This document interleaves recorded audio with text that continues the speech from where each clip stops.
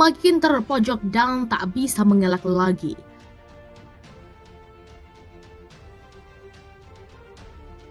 Amerika Serikat telah memulai tahun 2022 dengan serangan angkatan laut dan serangan diplomatik untuk menahan ambisi maritim China di Laut Cina Selatan.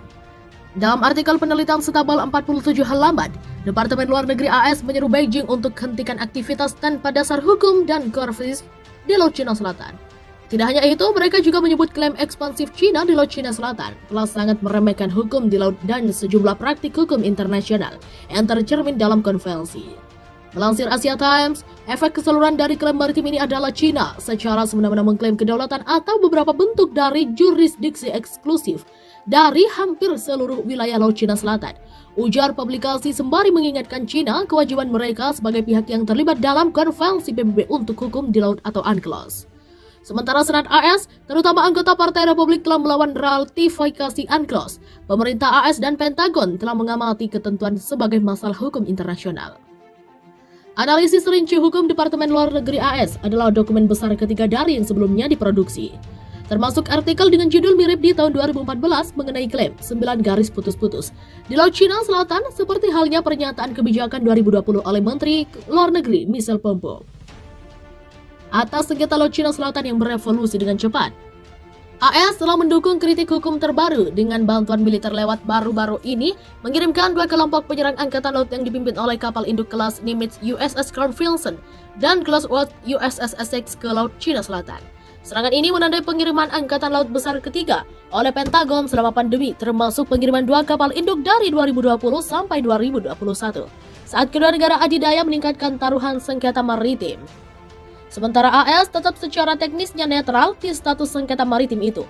AS telah secara konsisten melawan klaim terlebih tanpa hukum dan aktivitas di wilayah itu oleh China dan negara lainnya.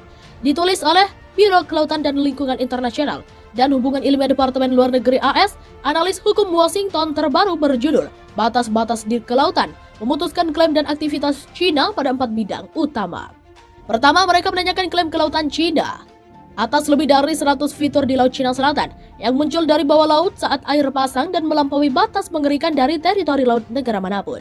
Seperti dijelaskan oleh sidang arbitrasi 2016 di Den Haag yang sebagian besar klaim China atas keperingan saat air surut di Laut Cina Selatan.